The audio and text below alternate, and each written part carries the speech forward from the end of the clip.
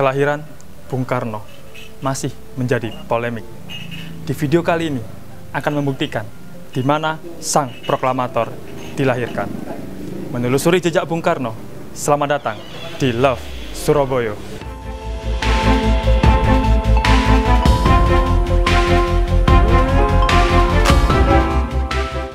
Nah, Rek, singket mau takon-takon, bener nggak Bung Karno itu lahir nduk Surabaya? Wis, langsung ae Rek, iki tak tekakno langsung ono Pak Dewo karo Mas Ahmad. Weh, Pak Dewo iki wakil RW kini Rek. Nah, Mas Ahmad iki pemuda Surabaya sing cinta sejarah. Bener Mas yo?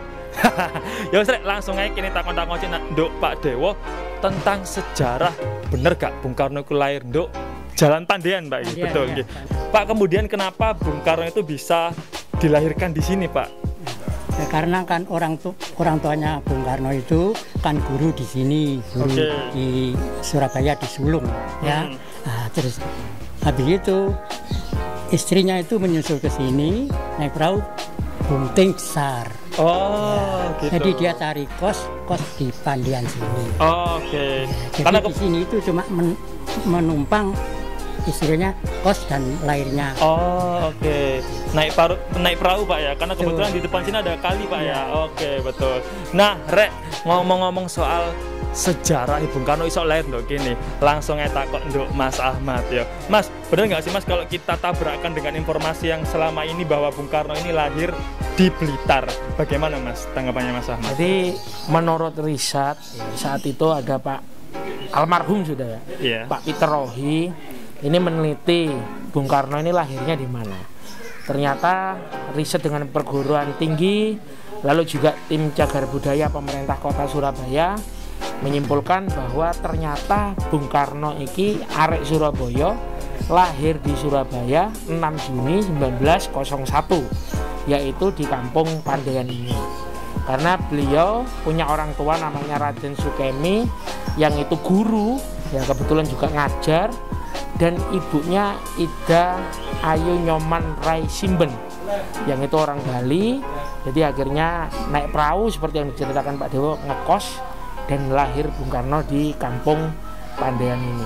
Jadi ini melalui riset yang panjang, karena sebelumnya kita mengetahui bahwa Bung Karno itu lahirin yang Blitar. Oke, betul. Sebenarnya Bung Karno itu arek Surabaya, lahir di kota Surabaya di Kampung Pandean yang saat ini ya ini rumah kelahirannya. Nah, Rek, iki lho, mburine awak dhewe iki Mas yo, rumah kelahiran Bung Karno. Jadi buat teman-teman yang asli Surabaya, anak-anak Surabaya patut bangga Mas ya.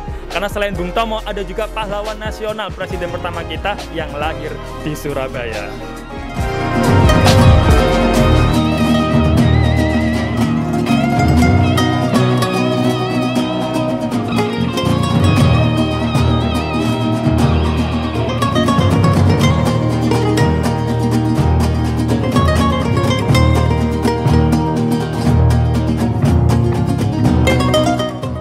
Baik Mas Ahmad, jadi selain rumah kelahiran Bung Karno ini yang membuat bahwa Kampung Pandean ini lengket, istilahnya apa ya, yang kental akan Bung Karno-nya itu ada lagi nggak Mas yang membuktikan itu Mas? Jadi di wilayah sini ya, Nah, itu ada beberapa tempat yang itu menjadi bukti-bukti sejarah bahwa Bung Karno ini lahir dan pernah tinggal dan besar di wilayah Penilih sini. Nah, kalau Pandean ini adalah tempat lahirnya.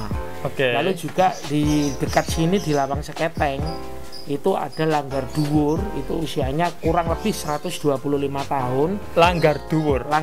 Jadi ada di tingkat 2 ya. Lantai satunya itu untuk pertemuan. Jadi ornamen-ornamen kayu lama dan sebagainya. Di situ ada guru ngajinya Bung Karno yaitu Mbah Pitono. Mbah Pitono, guru ngajinya Bung Karno. Lalu pada umur 15 tahun itu Bung Karno dititipkan oleh ayahnya ke rumahnya Pak Haji Umar Said Cokro Aminoto yang ada di Penilih. Jadi dititipkan di situ ngekos bersama dengan 2 orang temannya. Jadi ada 3 orang yang ngekos, itu diantaranya Bung Karno, lalu juga ada Semaun, lalu juga ada Kartosuwiryo.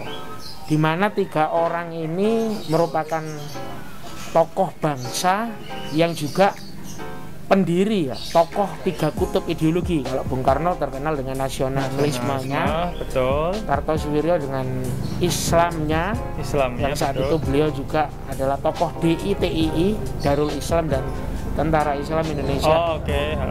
Lalu Semaun dengan sosialis dan komunisnya. Jadi muridnya Pak Cokro ini melahirkan 3 tokoh kutub ideologi yang berpengaruh dalam sejarah Indonesia. Pada saat itu. Kayaknya jadi pengen tahu ya di mana rumah Hos Cokroaminoto itu Mas ya. Oke. Rek kan kepo kan. Nandi Langgar Dhuwur iku karo nandi omahe Hos Cokroaminoto iku yang melahirkan 3 tokoh nasional yang berpengaruh pada Indonesia pada saat itu. Langsung aja Rek, ini merono Rek. Ayo Rek. Ayo Mas, kita ke sana Mas ya. Monggo Pak. Langgar Dhuwur Kayu merupakan salah satu bangunan cagar budaya yang dimiliki oleh kota Surabaya. Bagi beberapa orang, bangunan ini adalah bangunan tua biasa. Namun berbeda dengan si kecil Kusno. Di tempat inilah si Kusno menuntut ilmu dan mengaji. Di tempat ini pula terdapat peninggalan-peninggalan bersejarah seperti Al-Quran yang ditulis langsung oleh tangan-tangan para ulama pada zaman dahulu, dan juga engsel pintu dan peti kayu yang hanya ada pada zaman dahulu. Menurut kepercayaan masyarakat sekitar, Bung Karno menghabiskan masa kecilnya di area Penilai ini bersama murid-murid lainnya di bawah ajaran Mbah Pitono. Bung Karno mengaji dan menuntut ilmu.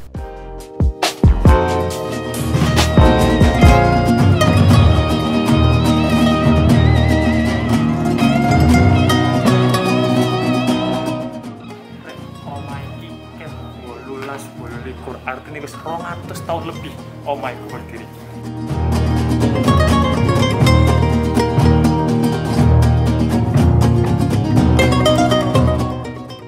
Beralih ke rumah raja tanpa mahkota, Hos Cokroaminoto. Jauh sebelum memilih jalan hidupnya masing-masing, 3 tokoh pergerakan Soekarno, Semaun, dan Kartosuwiryo pernah tinggal bersama. Mereka menjadi murid dari pemimpin Sarekat Islam, Hos Cokroaminoto. Setelah menjadi pemimpin Sarekat Islam yang anggotanya kurang lebih 2,5 juta orang, Cokroaminoto yang saat itu berusia 33 tahun tidak memiliki penghasilan lain kecuali dari rumah kos yang dihuni oleh 10 orang. Setiap orang membayar 11 rupiah. Istri Cokro, Suharsikin, yang mengurus keuangan tersebut. Banyak alumni rumah kos tersebut yang menjadi tokoh pergerakan sebelum kemerdekaan. Soekarno yang kemudian mendirikan Partai Nasional Indonesia. Semaun, Alimin, dan Muso menjadi tokoh-tokoh utama Partai Komunis Indonesia, serta Kartosuwiryo yang kemudian menjadi pemimpin Darul Islam atau Tentara Islam Indonesia. Nah, Rek, selesai sudah perjalanan kita menelusuri jejak Bung Karno. Dari rumah kelahiran, tempat mengaji, berguru, hingga rumah inap sementara atau kos-kosan. Dengan demikian, pemerintah pusat menetapkan bahwa Bung Karno lahir di kota pahlawan, Surabaya. Kayak meno kabeh sing ngaku arek Surabaya kudune melok seneng soale sang proklamator iki lahir nduk Surabaya. Selamat memperingati bulan Bung Karno. Jangan sekali-sekali melupakan sejarah.